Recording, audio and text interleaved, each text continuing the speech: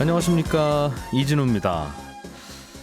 미국의 강도 높은 긴축, 금리 인상으로 우리나라도 잇따라 금리를 따라 올리는 상황입니다. 그러다 보니까 시중금리가 계속 높아지고 있고 다중채무자, 대출 취약계층들의 부실 위험도 점점 커지고 있습니다. 이게 이분들에게만 적용되는 상황이 아니라 이제 이런 경우가 많아지면 또 경제 전반에도 악영향을 줄 수 있어서 많은 분들이 관심을 갖고 있는 상황인데, 그래서 오늘 센터뷰 시간에는 이런 분들을 위해서 정부가 혹시 어떤 대책을 준비하고 진행하고 있는지, 그게 얼마나 좀 튼튼하게 작용할 수 있을지 점검을 좀 해보겠습니다. 포토샵이라는 프로그램으로 유명한 미국의 소프트웨어 업체 어도비가 디자인 소프트웨어 기업인 피그마를 인수했는데요. 인수 가격이 무려 200억 달러로 우리 돈으로 요즘 환율로는 약 28조 원입니다. 경쟁사를 아예 사버린 사례라서 화제가 되기도 하고 팔아서 돈방석에 앉게 된 청년 창업자도 관심인데, 오늘 블루칩 신기주 시간에는 어도비의 피그마 인수에서 우리가 주목할 점들을 살펴보겠습니다. 손에 잡히는 경제 플러스 광고 듣고 시작합니다. 물가가 예상외로 계속 많이 오르고 있어서 각국 정부들이 금리를 올리고 있는데, 이렇게 되면 고금리 때문에 과연 경제 주체들이 잘 견딜 수 있을 것인가, 물가가 먼저 잡히기 전에 경제 주체들이 먼저 잡히는 게 아닌가 하는 걱정을 하지 않을 수 없습니다. 이게 이런저런 자산 시장에도 영향을 많이 줄 거라서 그런데, 그래서 오늘 센터뷰 시간에는 금융당국 또는 정부가 어떤 지원 방안들을 준비하고 있는지를 중심으로 좀 들어보죠. 이런 상황에 빠져있는 분들은 혹시 내가 혜택 받을 일 없을까 하는 생각으로 들어보시면 좋을 것 같고, 또 그렇지 않은 분들도 정부의 이런 구제와 지원책이 좀 탄탄해야 큰 위기 없이 무리 없이 상황을 넘길 수 있으니까 모두에게 좀 중요한 내용인 것 같습니다. 하나은행의 김영훈 PB센터장님 나오셨습니다. 어서 오세요. 네, 안녕하세요. 그동안 코로나 때문에 대출 받았던 분들도 굉장히 많고, 네, 요즘에도 금리가 이제 변동금리는 계속 오르고 있으니까 네, 별 문제 없는 것 같았던 분들도 슬슬 문제가 생길 것 같고, 네. 그래서 어떻게 좀, 이건 뭐 은행이 금리를 깎아주든가 아니면 정부가 도와주든가 둘 중 하나인데, 어떤 내용들이 좀 준비되고 있습니까? 일단은 여러 가지 지원 대책들이 나오고는 있습니다. 특히 이제 그 취약한 금융 취약 계층이라고 하는데, 뭐 신용 등급이 아주 낮아서 그 아무래도 금리나 가격적인 부분에서 늘 불이익을 받아왔던 분들이나, 그다음 소득 대비해서 상환 능력을 좀 초과하는 어떤 다중채무, 특히 제2금융권에서 대출을 받아왔던 분들 대상으로 해서 여러 가지 지원 대책들이 나오고 있고요. 또 거기에 호응해서 이제 은행권도 발빠르게 그 사각지대에 있는 분들, 즉 정책적인 어떤 대안에서 좀 소외된 분들을 대상으로 또 어떤 그 보조적인 어떤 그런 대안들을 내놓고 있습니다. 예. 뭐 대책은 크게 세 가지로 좀 말씀드릴 수 있는데, 뭐 흔히 생각하는 어떤 방법이지만, 기존에 이제 고금리로 대출을 받았던 분들을 예. 이제 다른 약간 상대적으로 금리의 어떤 상방이 좀 막혀 있는 대출로 갈아타는 어떤 대출 제도를 운영하고 있고요. 네. 또 이미 부실이 그 현실화돼서 뭐 3개월 이상 연체 중인 분들 대상으로 하는 어떤 그런 대안 대출 프로그램이 예. 있고, 또 마지막으로 잠재적인 어떤 그 취약계층인 청년층에 대한 맞춤 지원 대책 같은 것들이 함께 제시되고 있습니다. 우리 건강 관리하는 거하고 비슷한 것 같아요, 그죠? 네. 뭐 좀 아플 것 같은데 싶으면 영양제 먹고 좀 쉬고, 또 실제로 이제 연체가 시작된 분들은 일단 입원시키고, 네. 그런 분인 것 같아요. 고금리 대출을 이용 중인 분들을 위한 대책, 이게 가장 시급할 것 같은데 어떤 게 나오고 있고 어떤 게 준비되어 있습니까? 사실은 기대하시는 분들 입장에서는 그 대상도 좀 제약이 있고 금액도 좀 충분치 못한 어떤 그런 부분이 있긴 한데, 일단 정부에서 가장 적극적으로 내세우고 있는 게 이제 9월 말부터 시작되는 고금리 대안 대출입니다. 예. 코로나19 피해로 이제 피해를 본 개인 사업자는 법인 소기업 대상으로 해서 은행 비은행권에서 7%한 고금리 대출을 받고 계신 분이 대상이고, 7%가 넘는 금리를 물고 있는 분들. 그렇습니다. 네. 예. 또 법인 소기업 같은 경우는 평균 매출액이 10억 이상이고 제조업은 120억 미만인 법인이 대상입니다. 정상적 기업 활동을 하고 계셔야 하고요. 예. 한도가 좀 실망스러운데, 개인 사업자는 5천만 원, 법인은 1억 이내이고요. 대출 받은 돈이 실제로 지원하는 한도가 그렇습니다. 지원 한도가 네네네. 그러니까 뭐 아무래도 아까 얘기해 드렸던 그 정도 규모의 업체들은 대출이 이거보다 훨씬 더 클 수 있을 텐데. 그러면 대출은 많이 받으셨지만 5천만 원 정도의 대출만 싼 금리로 좀 옮길 수 있도록 해드리겠습니다. 맞습니다. 많이는 맞습니다. 못 해드립니다. 맞습니다. 그 말이군요. 네. 예. 법인도 1억 정도밖에 안 돼서 너무 실망이 크실 것 같아요. 예. 대신에 금리는 뭐 나쁘진 않은데요. 1년에서 2년 동안은 이제 5.5%로 고정이 되고 3년에서 5년은 금융채 1년물 플러스 2.5%로 변동금리가 적용이 됩니다. 단 요게 보증료가 1% 정도 부담을 하게 돼요. 신용보증기금 보증서를 담보로 하다 보니까 또 붙어서 그렇습니다. 그래서 첫 해 같은 경우는 한 6.5% 정도 비용을 부담한다라고 보시면 될 것 같습니다. 네.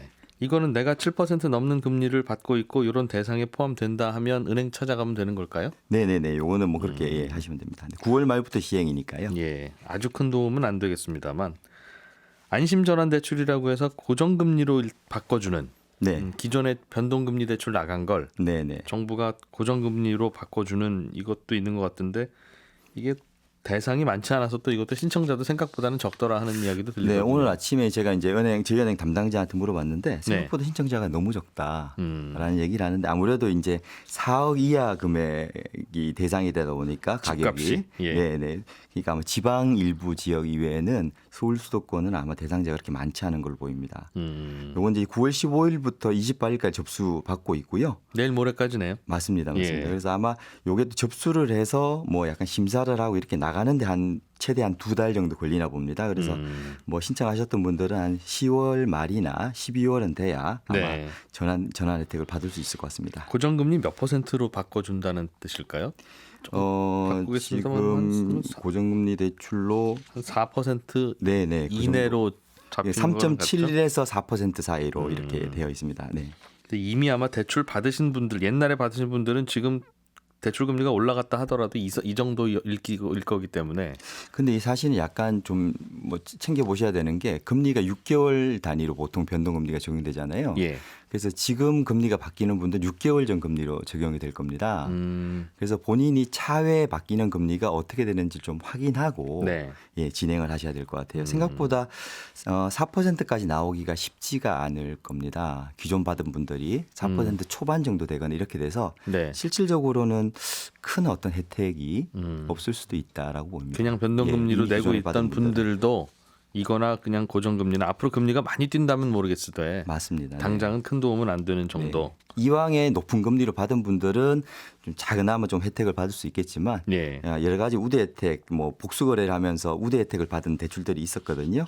그런 혜택 받은 분들은 실질적으로 큰 혜택이 없을 수도 있다라고 예. 봅니다. 네. 일단 연체가 시작된 분들은 갚을 돈이 없으니까 이제 연체가 시작된 거라서 네네네. 어디서 뭐 좀 목돈이 생기지 않으면 이 상황을 벗어나기가 쉽지는 않을 텐데 네네네. 이런 분들은 어떤 지원책이 좀 있어요? 일단 뭐 제일 큰 기대를 하고 있는 게 이제 새출발 기금입니다. 네. 뭐 아시는 것처럼 새출발 기금 10월 4일부터 이제 출범을 하게 되거든요. 자영업자 소상공인 전용 채무 조정 프로그램이고요. 온라인 플랫폼 새출발 기금 예. .kr에서 9월 27일부터 즉 내일부터 홀짝제로 이제 신청을 받습니다. 어떤 분들이 신청할 수 있어요? 일단 지원 대상은 코로나 피해 업종 소상공인 및 중소법인이 되고요. 임대업이나 대기업, 뭐 SPC 등은 제외되고 만기 연장, 상한 유예 이용 또는 정부 지원금을 수령하고 있는 그 자주들. 그다음에 이미 좀 지원이 시작된 분들 대상이군요. 그러니까. 맞습니다. 네. 그다음에 부실 차주 세 가지 조건을 모두 이제 충족되는 어떤 그런 분들이 해당이 되고요.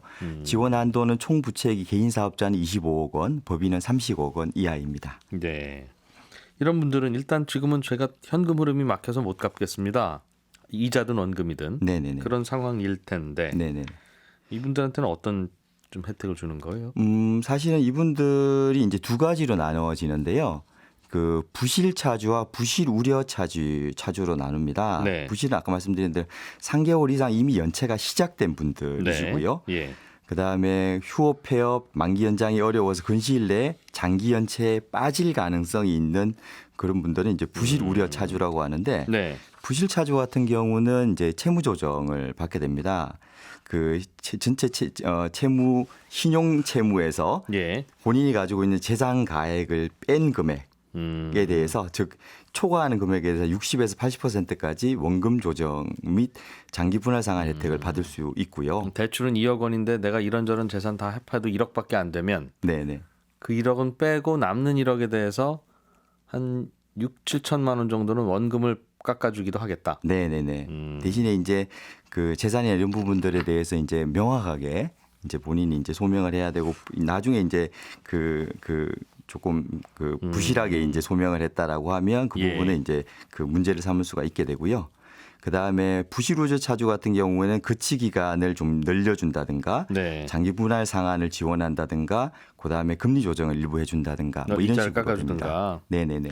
이자 깎아주고 좀 상환을 유예해주고 하는 거야 은행들 보고 협조를 좀 해주십시오라고 하면 그거야 뭐 은행들도 안 할 이유는 없을 것 같은데. 맞습니다. 네. 원금을 깎아주는 건 은행들 입장에서는 이건 좀 어렵습니다 할 수 있을 것 같은데요. 즉 네네. 아까도 제가 잠시 사례를 가정하는 사례입니다만 한 1억 정도에 대해서 6, 7천만 원을 깎아주면 그 돈은 누군가가 내야 될 돈일 텐데 네네네. 무슨 이게 돈으로 이제 그걸 막아주는 겁니까? 이게 이제 그 새출발 기금에서 기금을 출연해서 이제 하게 되는데요.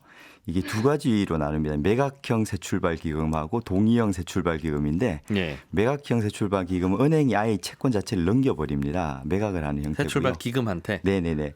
그다음에 동의형은 은행이 그 대출을 그대로 가지고 있으면서 네. 요거는 이제 아까 그 부실 우려 차주가 대상이 되는데요. 은행이 가지고 있으면서 여러 가지 은행이 줄 수 있는 그 만기 연장이나 금리 우대 조건들을 주는 어떤 그런 형태로 나뉘게 됩니다. 만기 연장은 은행들이 좀 기다려주면 되는 거니까 돈 나가는 건 아닌데. 네네.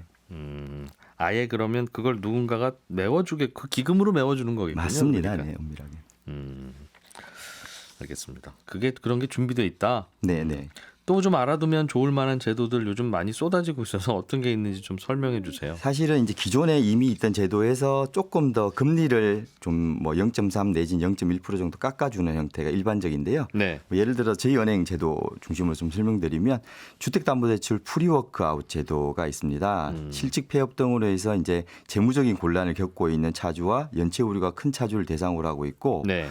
주택담보대출에 대한 분할상환 기간을 연장해 준다든가 거치 기간을 3년 정도 이렇게 준다든가 네. 그다음에 이때 그 적용 금리를 한 0.3% 깎아준다든가 뭐 이런 혜택을 주고 있고요. 돈 빌려서 집을 샀는데 네네네. 내가 일자리가 없던가 해서 뭔가 돈 들어오는 게 끊겼다면 네네네. 이자도 깎아주고 네네. 원금도 연장해주고. 네. 아무래도 이제 그 기존의 장기 그 주택담보대출이 네. 바로 원리금을 상환하는 어떤 구조였지 그런 않습니까? 구조죠. 그래서 예. 당장은 뭐 이자를 내기도 힘든데 원금을 분할해 상환하는 게 더 힘들게 되는 부분이라서 예. 거치 기간을 늘려주는 게 사실은 실질적인 혜택이 될 수 있습니다. 그럼 당분간은 이자만 내세요. 네네 맞습니다. 네네. 그런데 또 하나는 이제 신용대출 가진 분들에 대한 어떤 부분인데요. 네. 신용대출 가진 분들 중에서 저신용자이면서 제2금융권의 다수 대출을 보유하고 있는 분들에 대해서는 이제 좀 약간 특이한 재미있는 제도인데 6% 만약에 7% 이자를 낸다고 하면 네. 6%까지는 이자를 받고 초과되는 1%는 원금을 깎아주는 원금으로 상환해주는 뭐 이런 제도를 예, 은행연합회 차원에서 논의 중에 있어요. 그래서 이걸 이제 성실 상환 취약 차주 이자 감면 제도라고 합니다. 이자를 다 내시긴 내시되 6% 넘는 이자는 저희가 원금을 갚으신 걸로 간주하겠습니다. 맞습니다. 네네. 그래서 이건 좀 굉장히 좋은 아이디어 같더라고요.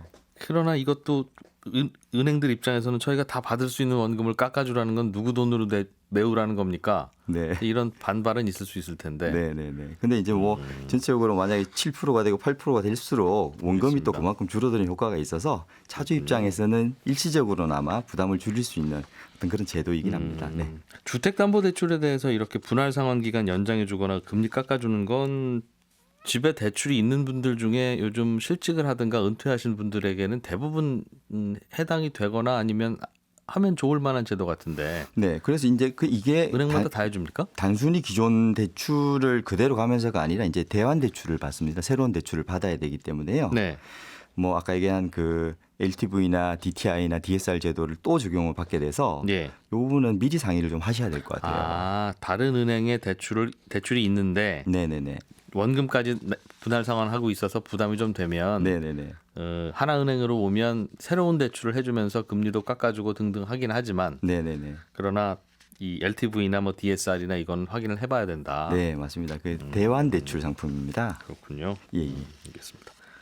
청년들을 위한 지원 제도들도 좀 있으면 괜찮은 것들 소개 좀 해주세요. 이건 매일 뉴스 듣지 않으면 있는 줄도 모르고 사실은 이 혜택도 뭐 저희 같이 이제 기성세대가 들으면 애매할 수 있지만 네. 청년들한테는 혜택이 좀 클 수 있어요. 보니까 10월부터 시행 예정인 햇살론 뉴스 제도라고 있는데요. 예. 여기 34세 이하의 대학생, 미취업 청년 또는 사회초년생 이면서 연소득이 3,500만 원 이하인 청년을 대상으로 하고 예. 2인당 1,000만 원까지 지원 예정입니다.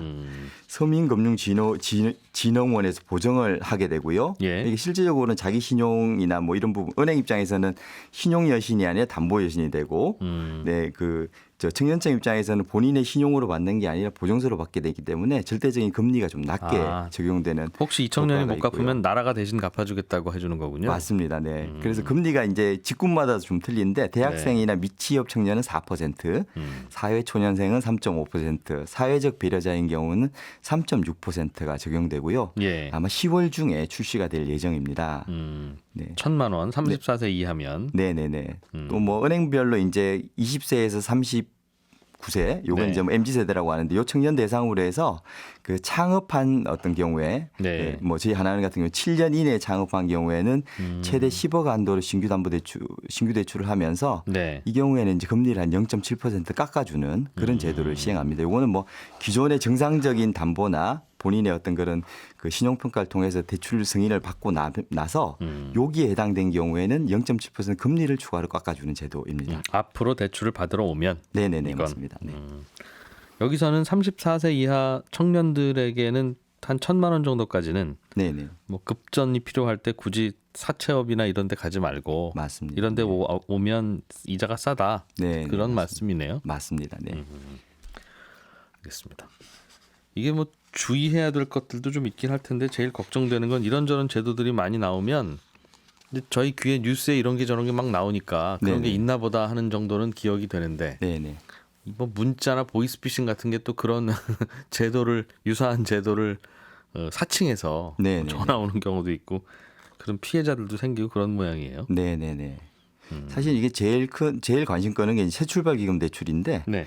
이거는 정말 새출발기금 온라인 플랫폼하고 그다음에 새출발기금 콜센터, 신용회복위원회 콜센터 이 이외의 기관이나 뭐 중개한다라고 하는 어떤 업자나 이쪽에서 오는 모든 문자나 그런 인터넷 관련된 메시지는 다 무시하셔야 될 것 같아요. 어디 두 개는 무시하지 말라는 겁니까? 그럼? 예를 들면? 새출발기금 온라인 플랫폼, 예. 그다음에 새출발기금 콜센터, 신용회복위원회 콜센터 이렇게 세 가지 기관입니다.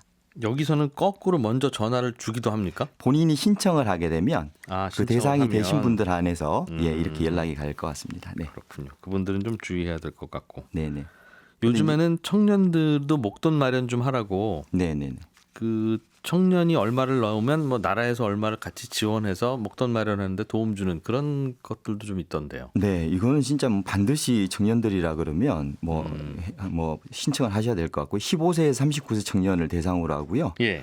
본인이 월 적립금의 3배까지 최대 정부가 지원금을 지급합니다. 예를 들어서 3년 동안 본인 저축이 360만 원을 넣었다라고 네. 하면 매달 10만 원씩 넣은 거겠죠. 그러면 최대 1,440만 원. 정부가 나머지 금액을 보태서 1,440만 원하고 이자를 만기로 주게 되는데요. 예. 요거는 대상이 일하는 수급 가구 하고 차상위 가구의 그 청년 15세부터 39세 청년이 해당이 되고요. 네. 또 일하는 그 중위 소득 50% 초과해서 100% 이하 가구 만 19세 34세는 월 적립액의 한 배까지 지원을 하게 됩니다. 이 경우에 아까 동일한 금액으로 만약에 360만 원을 넣었다 그러면 네. 720만 원하고 이자를 만기에 돌려받게 됩니다. 그러니까 아마 큰 혜택인 것 같아요. 차상위 가구 같은 경우에는 좀 어려운 분들을 별도로 분류해 놓은 거고 네, 맞습니다. 그 중에서 이 청년이 일을 하고 있을 때 맞습니다. 3배까지 같이 지원해 준다는 거고 네, 네. 차상위 가구까지는 아니지만 소득이 어느 일정 기준 이하인 경우에는 한 배 그러니까 뭐 50만 원 넣으면 나라에서 50만 원 뭐 이런 정도인가 봐요. 네, 네, 맞습니다. 네. 오늘 말씀해 주신 것 중에서 이거는 잘 이용하면 꽤 목돈이 되겠군요. 네네네네. 기존 대부분이 이제 대출 관련된 지원 제도인데, 네. 요거는 자산 형성 관련된 지원 프로그램입니다. 그래서 좀 관심 있게 보실만 합니다. 네. 이것도 잘 모르시면 은행 가서 그냥 상담하면 상담해 줍니까? 요거는 이제 저희 하나은행에서만 지급을 합니다. 네? 네. 정부가 매칭해 주는 걸 하나은행에서만 한다고요? 예, 시행을 하나은행을 통해서 시행을 하고 있어서 그래서 하나은행 창구에 오시면 대표은행 하나를 정한 모양이군요. 네, 그렇습니다. 네. 아무 은행 가면 안 되고. 요게 이제 보건복지부에서 알겠습니다. 자산 형성 지원 통장 사업이라고 하는데요. 예. 김영훈 하나은행 PB센터장이었고요. 저희는 2부로 다시 돌아오겠습니다. 블루칩 기업들의 투자와 이슈, 그 이면의 이야기들을 재미있게 살펴보는 블루칩 신기조 시간입니다. 오늘은 포토샵이라는 프로그램으로 유명한 미국의 어도비라는 회사가 피그마라는 디자인 기업을 인수했는데 아주 거액으로 인수해서 이 피그마라는 기업의 주주들은 아주 큰 돈 벌었다는 이야기, 이 더밀크 코리아의 신기주 부대표와 함께 나눠보겠습니다. 어서 오세요. 네, 안녕하세요. 요즘에는 글로벌 테크 기업들이 다 주가도 안 좋고 뭐 그래서 별 소식이 없었는데 오랜만에 우리 귀에 익숙한 대형 IT 기업의 뉴스이네요. 그러게요. 지난주에 한국 언니들 소식 전해드렸는데 네. 이번에는 미국 강남 형님들 언니라고 얘기입니다. 하는. 네. 예, 보면 이런 얘기 있어요. 경쟁사를 이기는 가장 좋은 방법이 뭘까? 경쟁사를 물어보면. 이기는 방법. 네. 경쟁사보다 열심히 잘해야죠. 뭐 이건 정석, 교과서에 나온 얘기인데. 아니면 경쟁사를 모함하거나 맞아요. 내지는 죽여버리는 방법. 뭐 좋은 인재를 빼오거나 그렇죠. 이렇게 해서 네. 말리는 방법이 그렇죠. 있죠. 진흙탕 싸움하는 방법이 있는데 가장 쿨한 방법이 있어요. 깔끔한 방법. 사버리면 됩니다. 돈 주고 산다. 경쟁사를 네, 얼마면 돼? 해서 얼마면 사요? 그러면 사버리면 되는데 지금 이 어도비하고 지금 말씀하신 이 대기업인데요, 기술 대기업 그리고 피그마라고 하는 피라미 같은 기술 스타트업이 있는데 이게 막 떠오르니까 피그마가 이건 무려 200억 달러에 사버렸어요. 그러니까 이게 정말 화제입니다. 특히 말씀하신 것처럼 요즘 스타트업의 겨울이다, 투자의 겨울이라고 하는데 200억 달러 투자라는 게 말이 안 되거든요. 아시다시피 어도비는 참 유명한 회사죠. 우리도 많이 쓰는데 포토샵 말씀하셨지만 그 동영상 편집하시는 분 요즘 유튜브 많이 하시니까 네. 그럼 이제 어도비 프리미어 쓸 거고요. 뭐 인디자인이라는 것도 있고 우리 문서 보다 보면 아크로밧이라고 해. PDF 파일 보는 거 맞아요. 예. 쓰기도 하고 이것도 없을 수 없는 프로그램이니까 사실은 이 시장 안에서 굉장히 터줏대감인데 예. 피그마는 생긴 지 한 10년밖에 안 된 디자인 소프트웨어 스타트업이에요. 근데 이거를 200억 달러니까 우리 돈으로 제가 이제 방송 들어오기 전에 찾아봤더니 환율이 1,420원 정도까지 올라가 있던데 예. 그러면 28조 6천억 원쯤 됩니다. 이런 10년 된 쬐그만 기업을 28조 원에 산 거예요. 네. 어도비는 28조 원이 회사에 있었어요? 그게 절반이 있대요. 절반은 14조 현금. 원. 네, 절반은 이건 현금이고 현금이고. 절반은 주식으로 지불한다고 합니다. 어도비 주식으로. 네. 피그마라는 회사는 상장 회사는 아니었나 봐요. 네, 상장 직전이었는데 상장해도 꽤 이제 IPO가 됐겠지만 요즘 분위기가 안 좋으니까 이제 딜을 해서 회사를 파는 걸 결정했는데 예. 피그마라는 회사가 어떤 회사인지 궁금하실 거예요. 피그마는 그 2011년에 샌프란시스코에서 창업을 했는데 이 회사 설명 그대로 읽어드리면 클라우드 기반 디자인 소프트웨어 회사입니다. 근데 이게 좀 어려운 용어들이 있는데 쉽게 예. 얘기하면 그 보통 이제 이런 디자인 프로그램은 그 윈도우 딱 부팅해서 그 프로그램 위에서 돌아가니까 굉장히 무겁거든요. 네. 근데 이 프로그램은 인터넷 브라우저만 딱 키면 그 브라우저 위에서 작동을 해요. 그러니까 모든 기능이 다 그냥 클라우드 기반 안에 있고 그 작동되는 구동되는 것 자체 프로그램은 굉장히 가벼워서 사용하기 굉장히 편하고요. 그럼 내 PC에 그 프로그램 깔지 않고 그렇죠. 네. 어디 사이트에 접속하듯이 맞아요.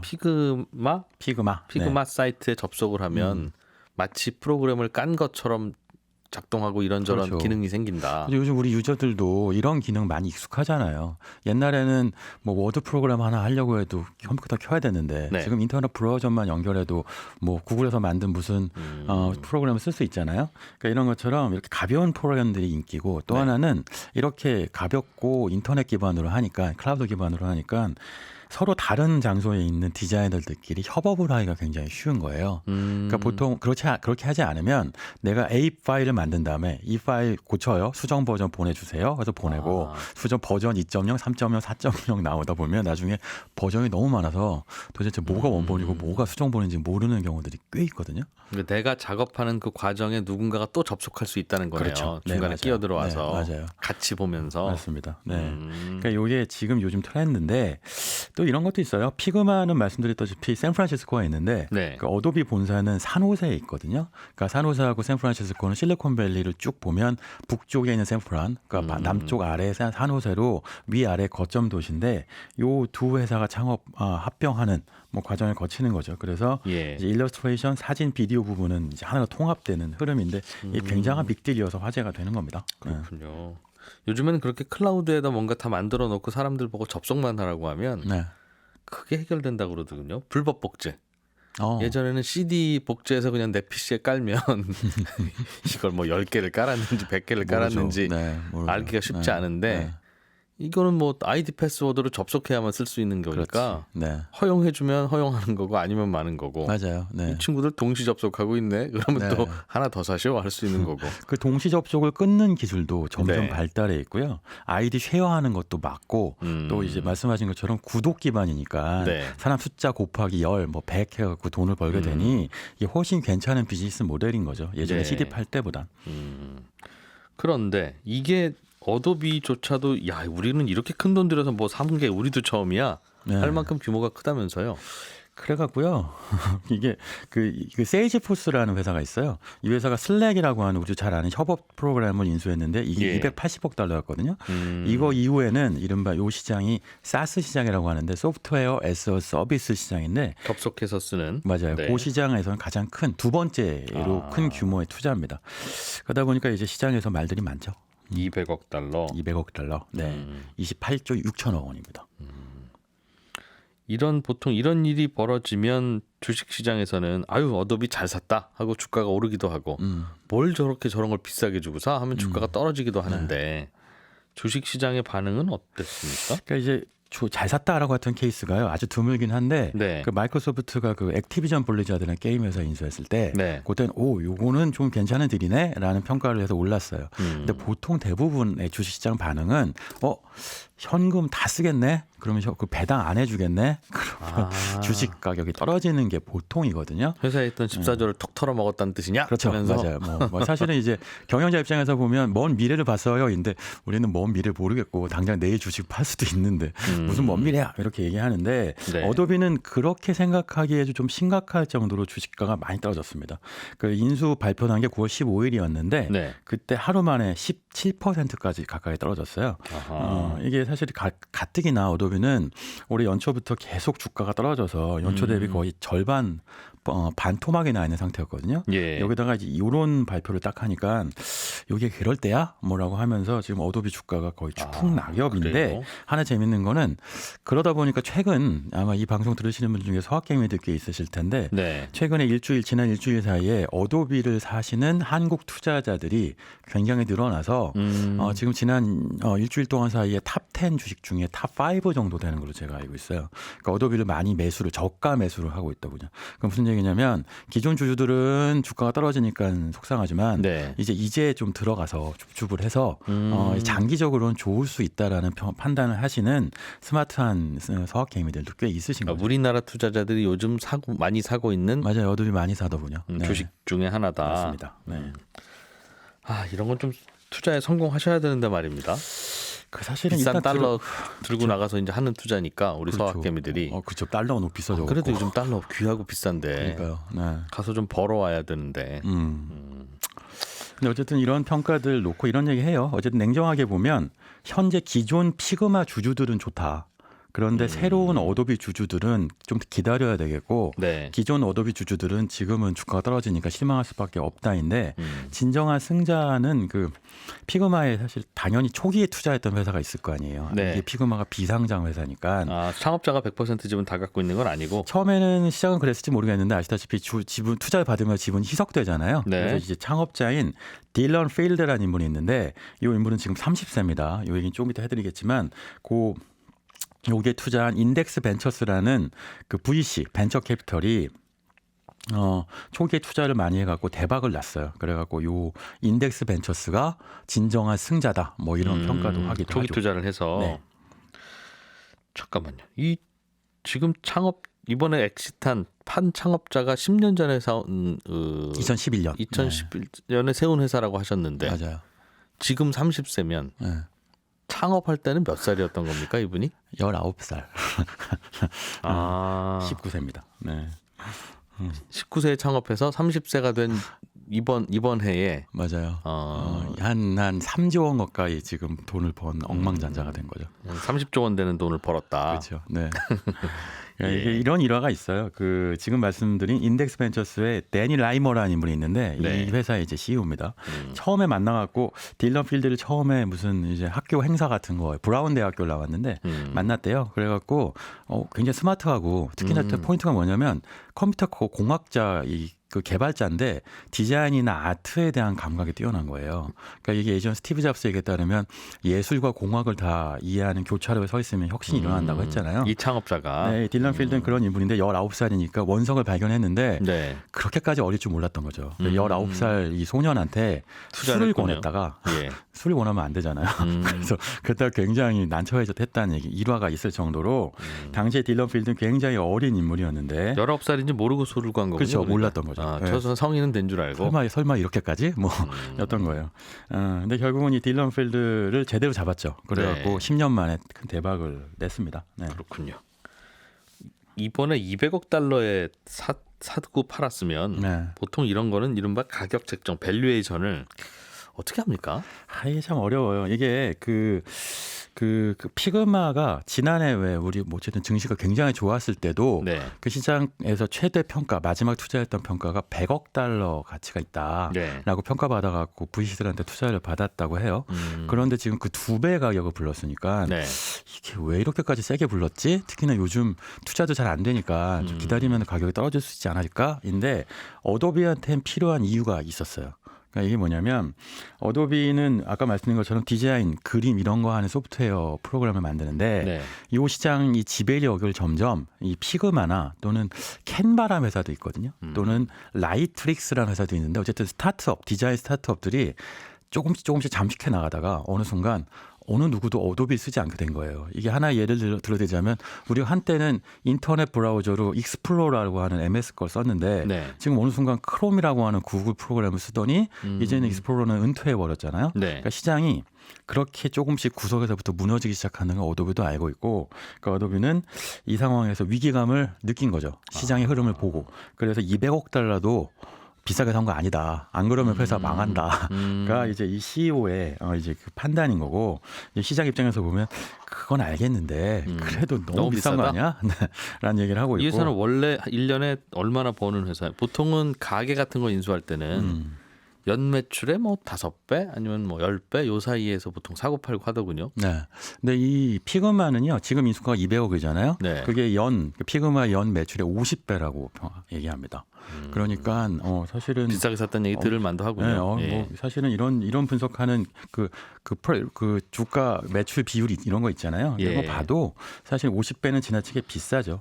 근데 어쨌든 지금 현재 트렌드상으로는 뭐 최근에 뭐 지난번에 바이든 대통령도 선거 캠프에서 피그마 그 플랫폼을 써서 디자인 선거 캠프 네. 이미지 디자인을 했다고 하고 뭐 마이크로소프트, 넷플릭스, 줌 우리가 알고 있는 큰 회사들도 다 이제는 피그마 쓴다고 해요. 미래의 경쟁자를 사버린 것이다. 네. 안 사면 우리가 망한다라는 큰 위기감을 느끼고 있는 거죠. 그러면 회사 망하는 것보다 200억이 싸다. 이렇게 생각하는 겁니다.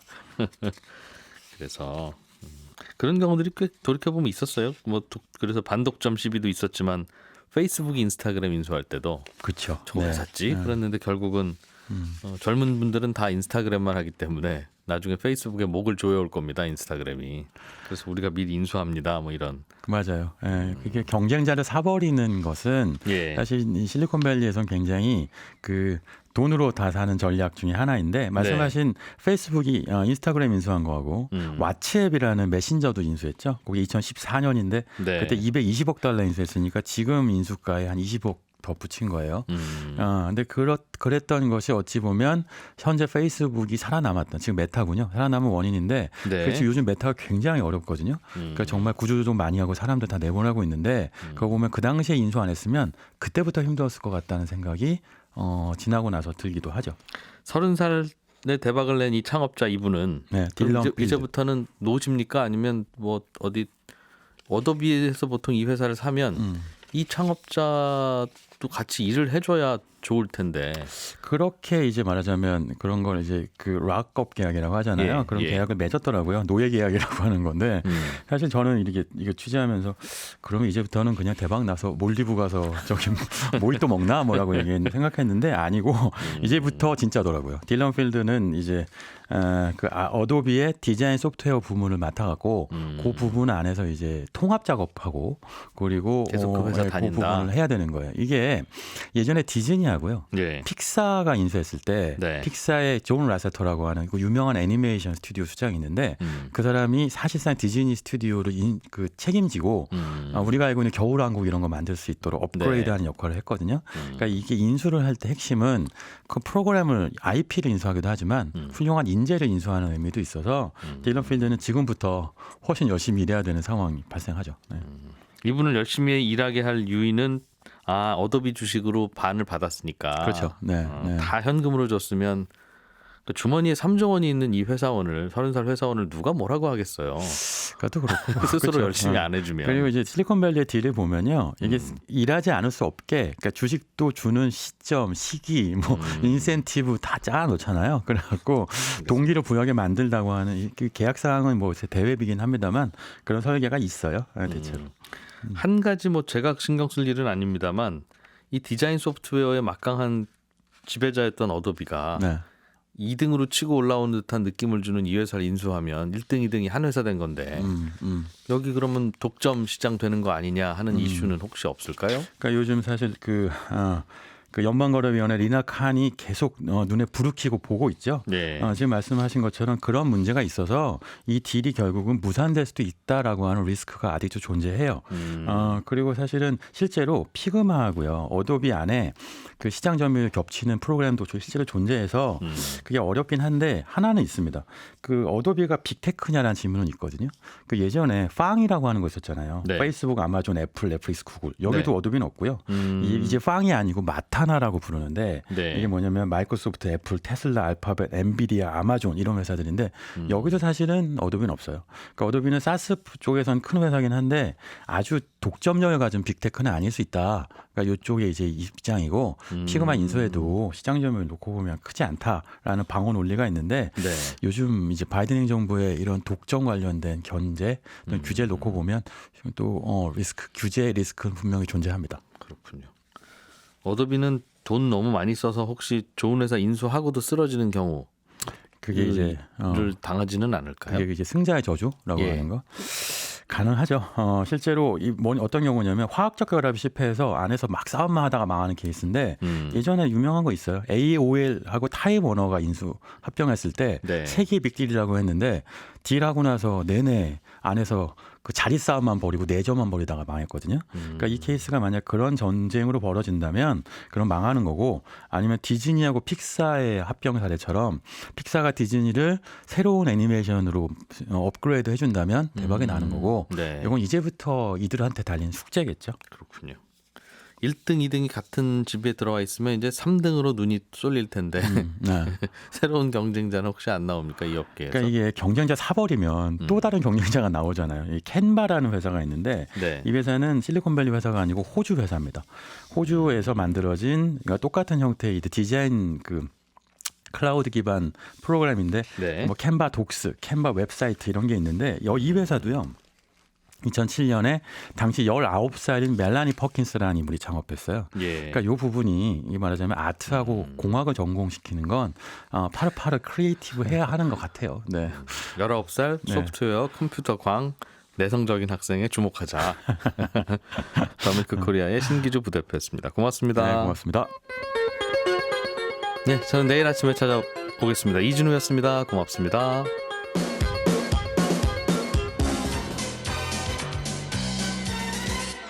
더 깊고 더 재미있는 경제 이야기. 이진우의 손에 잡히는 경제 플러스.